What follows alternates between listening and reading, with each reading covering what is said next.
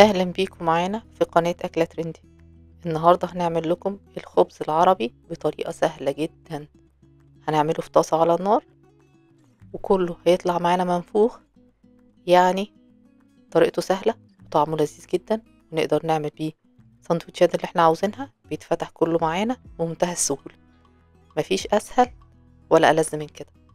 شايفين شكله مختلف ازاي وطري، ونقدر نخزنه في الفريزر ونطلعه نسخنه عند الاستخدام.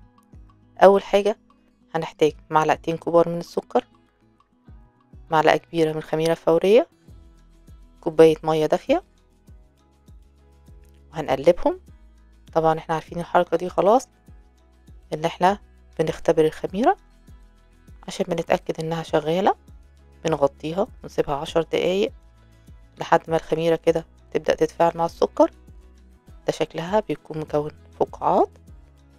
هستخدم هنا 4 كوبايات ونص دي قمح كامل، ده ضروري في الوصفة دي، بيديله طعم حلو قوي قوي. و4 كوبايات ونص دقيق متعدد الاستعمالات، دقيق العادي بتاعنا اللي بنخبز بيه. معلقتين كبار من الملح،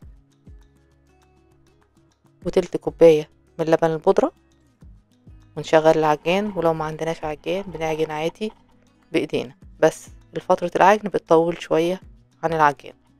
بنشغل كده على السرعة الواطية، اقل سرعة عندنا، لحد ما المكونات تبدأ تختلط تدريجيا كده عشان الملح بس يختلط مع الدقيق. وبنضيف كوبايتين من المية الدافيين تدريجيا، طبعا حسب نوع الدقيق، احنا عارفين كل نوع بيختلف عن النوع التاني. هنضيف الكوبايتين التانيين كمان تدريجيا، يعني كده انا استخدمت 4 كوبايات. ممكن طبعا يقلوا نص كوباية او يزيدوا نص كوباية حسب نوع الدقيق. ونشغل العجان كده على السرعة العالية لمدة 8 دقايق. العجينة بتاعتنا زي ما انتوا شايفين طرية كده بالشكل ده. هنطلعها من العجان بقى ونحطها في بولة كده،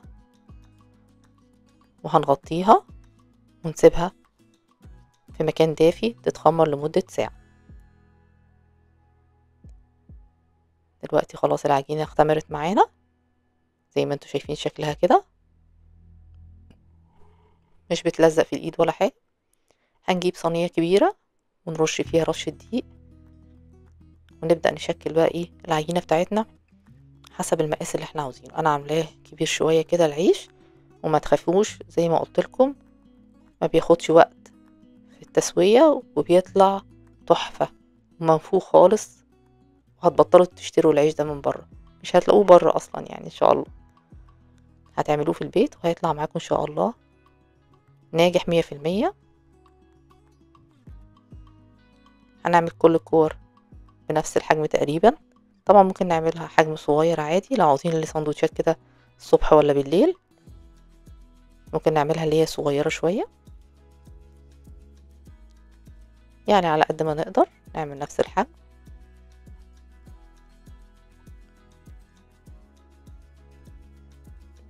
خلصنا كل كده الكور تقريبا.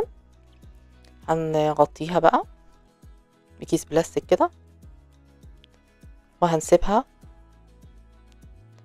لمدة 10 دقايق عشان الكور دي ترتفع معانا تاني وتبقى سهلة في الفرد.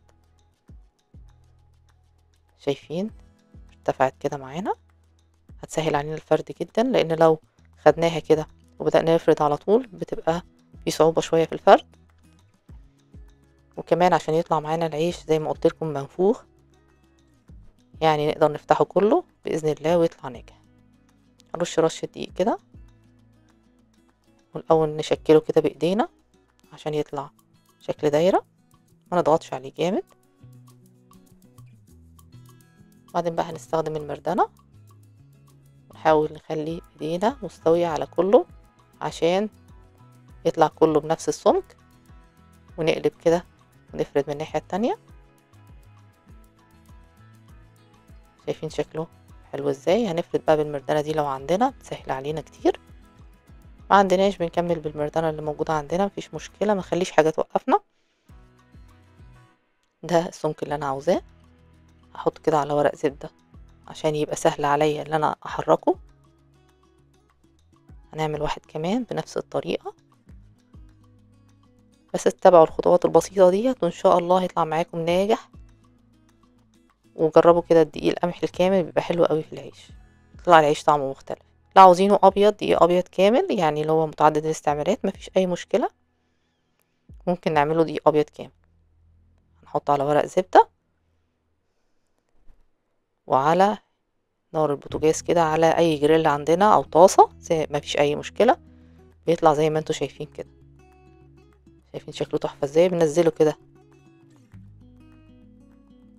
بورق الزبدة ونقلبه، اهم حاجة نقلبه كل شوية، ولو حتة اتقطعت من عندنا كده مفيش مشكلة، نضغط عليها زي ما انتوا شايفين كده.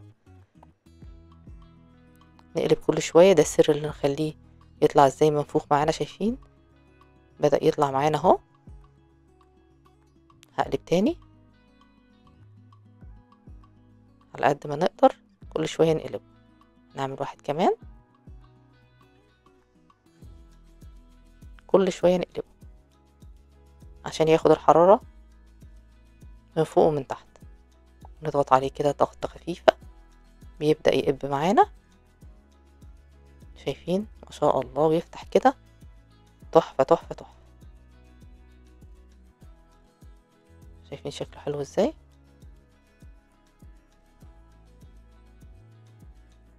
هعمل واحد كمان بنفس الطريقة. نقلب، لو نقدر نقلبه بايدينا يبقى احسن عشان ما نقطعهوش. لو ما نقدرش خلاص نستخدم اي حاجة عندنا ونقلبه بيها، بس نخلي بالنا لو اتقطع نقفل الفتحة زي ما انا بعمل كده. شايفين شكله تحفة تحفة، كله ناجح 100%. ما طلعتش ولا واحدة منه لازقين في بعض، يعني كل العيش الحمد لله الحمد لله من فضل ربنا طلع كله مفتوح وطعمه حلو جدا. يلا بقى جربوه كده وقولوا لي رأيكم ايه. ممكن ينفع كده مع بيض مقلي، سلطة جبنة، ملوخية، سندوتشات، اي حاجة تحفة ما شاء الله. هتجربوه ان شاء الله وهيعجبكم بإذن الله. ومتنسونيش من اللايك والشير، ولو عجبكم الفيديو اشتركوا في القناة. عاوزين نفتح واحد كده اوريكم شكله ايه من جوه عشان تشوفوا معايا قد ايه شكله حلو وخفيف جدا. شايفين شكله حلو ازاي من ورا ومن قدام، متحمر وطري ازاي. هنبدأ نفتحه كده،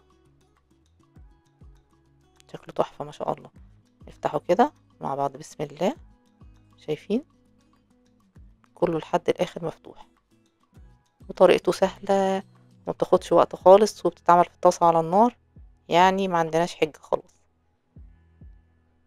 يا رب يكون الفيديو عجبكم، واشوفكم في أكلة جديدة، وبالهنا والشفا. مع السلامة.